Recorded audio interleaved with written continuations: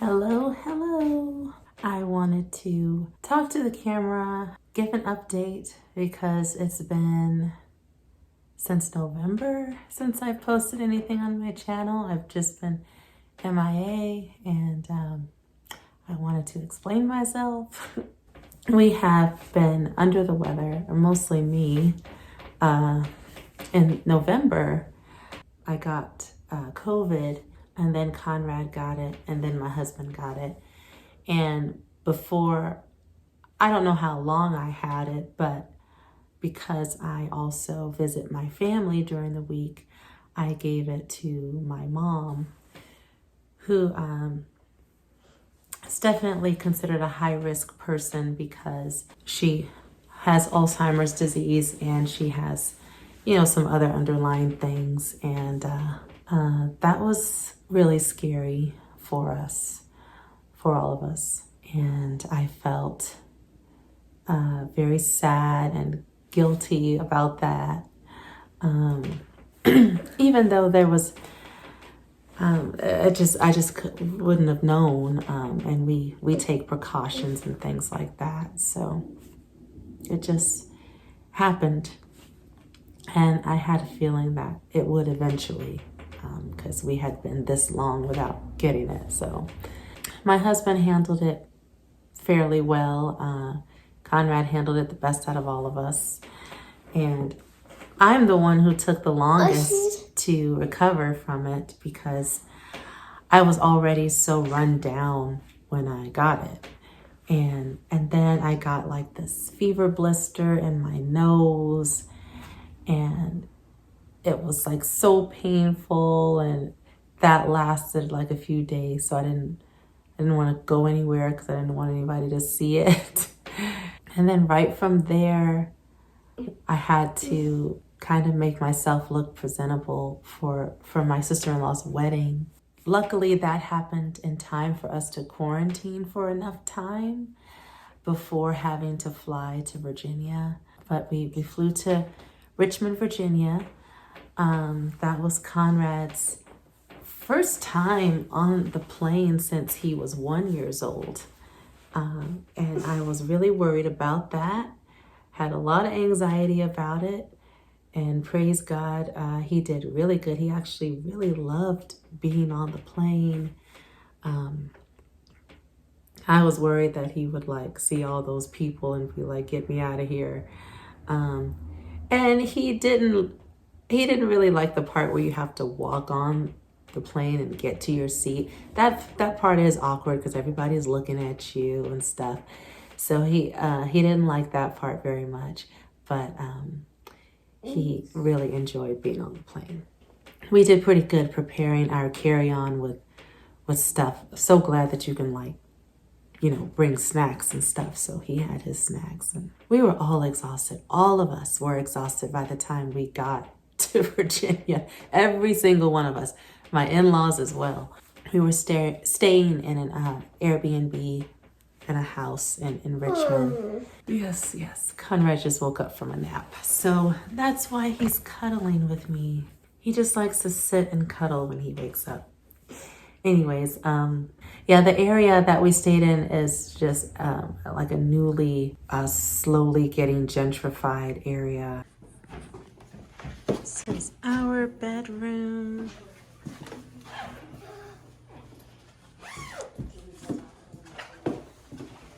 My in-laws' room. Stairs. I like these stairs. You like these stairs? Let's see what's over here. With all the big plush beds in the house, none of us actually had good sleep during our entire stay. We all struggled to stay comfortable through the night. So at the end of the vacation, we were all still as tired as we were when we arrived.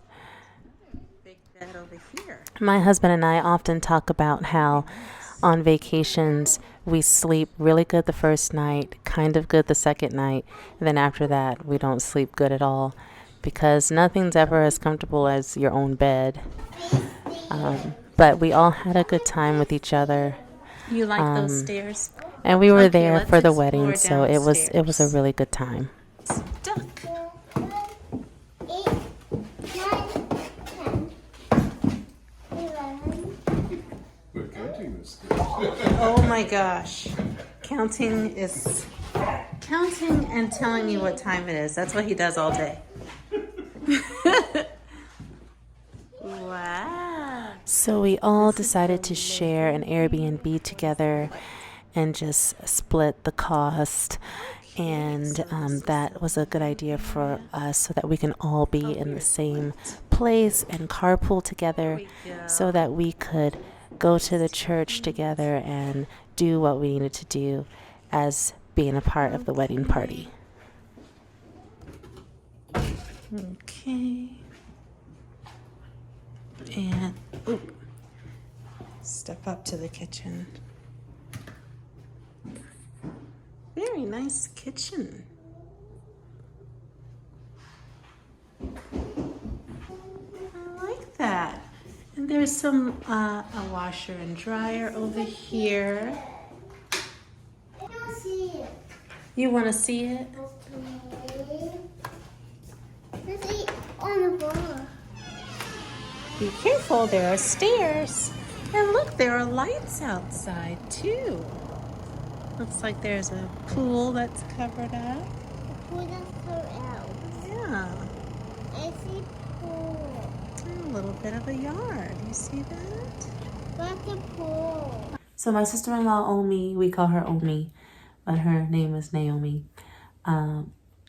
She got married, and I was a bridesmaid. My other sister-in-law, Kim, was a bridesmaid.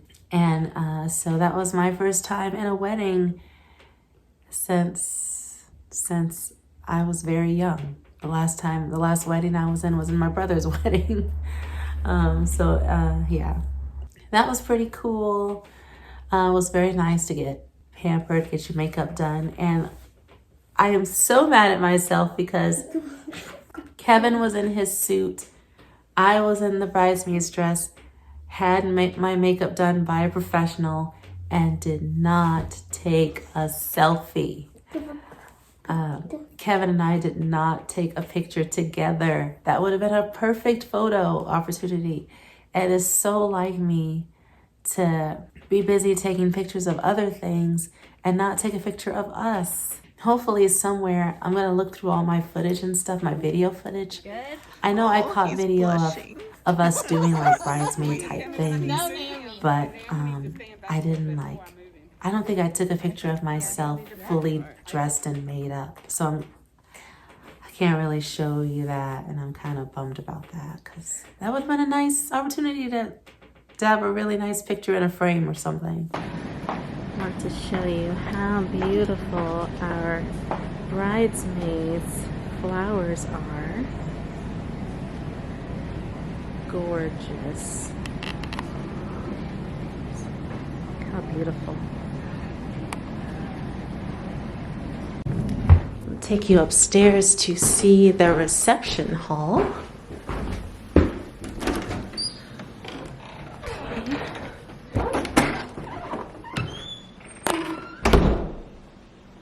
This is where the reception dinner is going to be.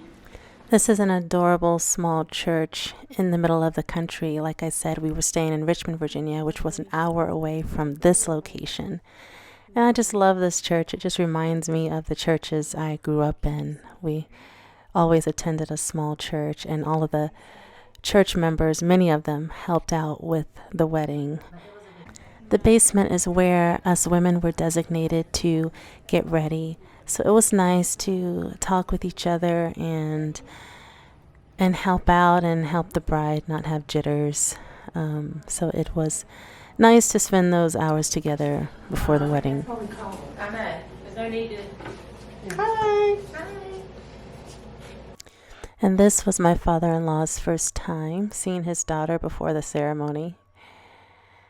And anytime I cried, it was mostly because of my father-in-law. The first dance, the speech, it was just all so adorable. And this is me unsuccessfully trying to get Conrad to dance with me.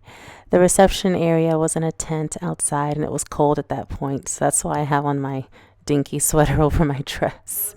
It was a good time. It was beautiful. I love weddings. They're just wonderful. When that trip was over, we came home.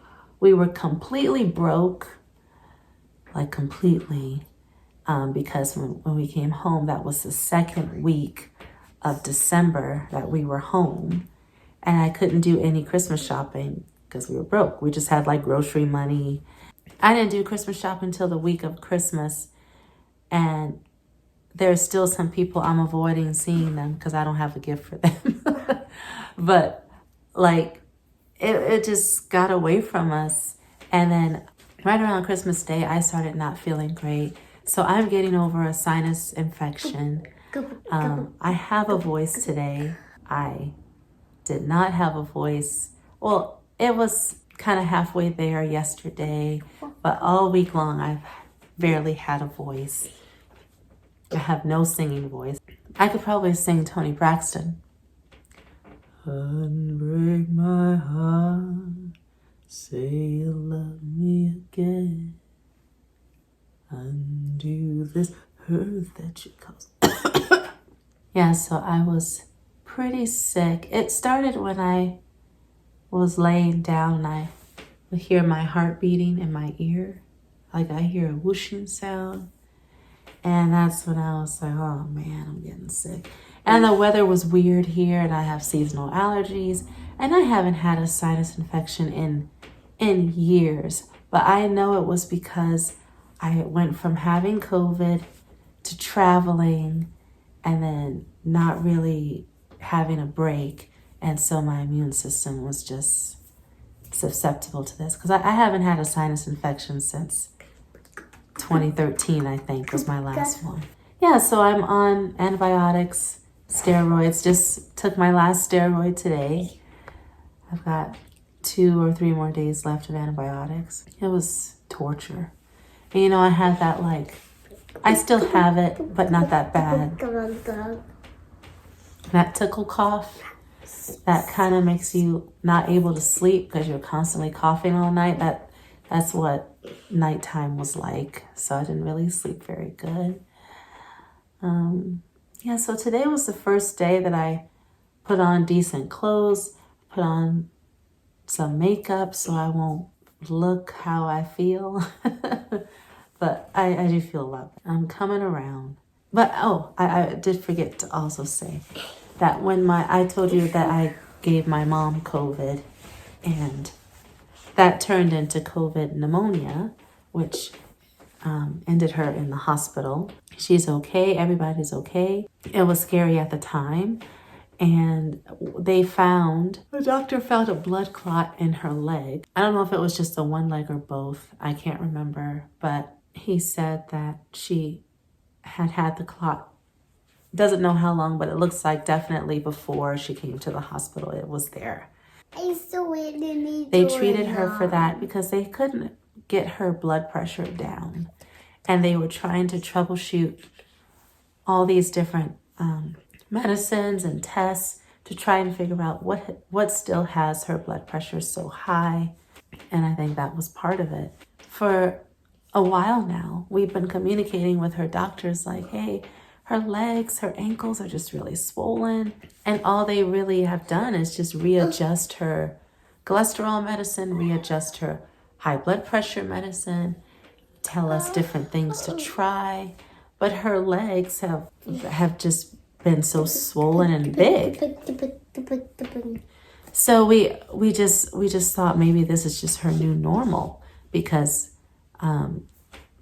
you know, she's under the care of doctors. She sees the doctor more than any of us. So we just figured, okay, so maybe this is just because of her sedentary lifestyle now. Maybe this is just the way her legs look. Well, now her legs, the swelling is gone because the clots are gone. And she has normal size ankles and legs now. And the doctor said if that clot had broken off on its own, it could have been probably fatal. could have caused like an embolism in her lungs or somewhere, and she could have passed away. So it was a miracle that she got COVID and ended up in the hospital in order for the hospital to see this underlying thing that was going on and to catch it, because I think we would have just continued the way it's been going had they not seen that. It just really caused us to have a conversation about switching doctors, because it's like you really have to advocate for your own health care, and you don't know most of the time as the patient what questions you should be asking, or what test or what scans you should be asking for. None of her doctors outside of the hospital thought it was anything that warranted more testing or anything like that. And it turned out to be a pretty serious thing. We're happy that she's okay. She's back home. She's actually a lot more present than she was before having COVID, before this hospital experience. So I think removing those blood clots improved other things too, like her state of mind, her fatigue, she's more talkative, she's more engaged than she was before. So if you have swelling in one leg and not the other leg, if your ankles and feet are like swollen and the swelling will not go away, tell your doctor you want a scan, like a sonogram, ultrasound, whatever it's called. You want a full scan to see what's going on, because apparently that's what we should have asked for, because her doctors did not bring that up. So and we didn't know to ask. So we had a good New Year, good Christmas. It was just the three of us for Christmas. We stayed home. So it's a cold day today. Yesterday it was miserable. Today is not as bad. Hopefully tomorrow is warmer, because we didn't spend much time outside today because it's like 40 degrees. And Conrad and me, we are solar powered, aren't we? We love the sunshine. So between all of that and being sick, I filmed content occasionally, but the hard part is editing it and putting it all together. I just have not had the energy and the time. Ever since having COVID, when 6 or 7 o'clock hits, I am done. I hit a wall and I just have to lay down. And before that, I could be up working till midnight and not lose any steam and stuff, but it's all caught up with me now. I'm gonna be changing my content around a little bit, like the format of it, so that I have more conversations with the camera, that it feels more me. I feel like I have just been trying to figure out how I want my channel to look.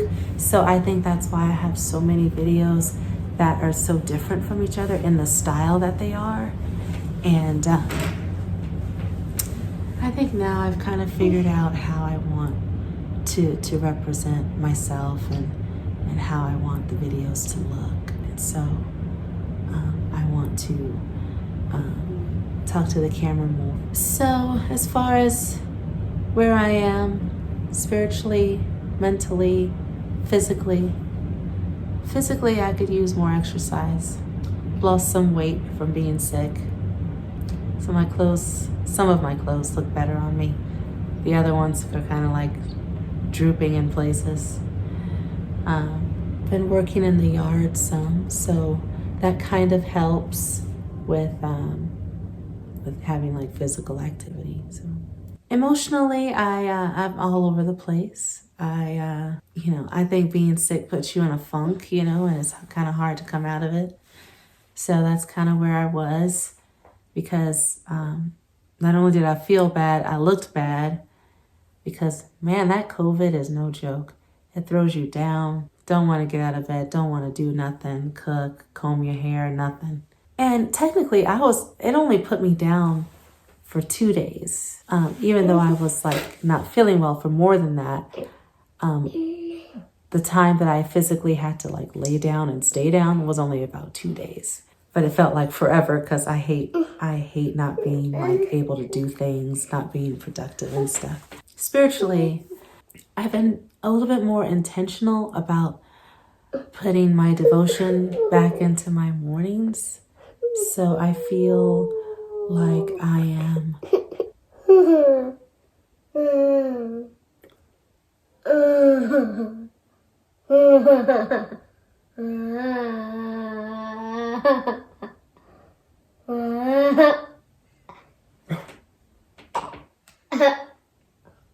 yeah, I feel like I am slowly getting more rejuvenated in that area, because when I don't get time, when I don't make time to spend with God in scripture or in prayer, I start to feel that. Like everything around me, life starts to affect me a lot more. I've been doing a little bit better about that the past few weeks. So I'm very thankful for that. I'm thankful for another year. And I'm thankful that I still believe. And I'm thankful for you if you're still there. Thank you. Sorry for the wait. And thank you so much for watching. And I will see you next time. Love you. Bye.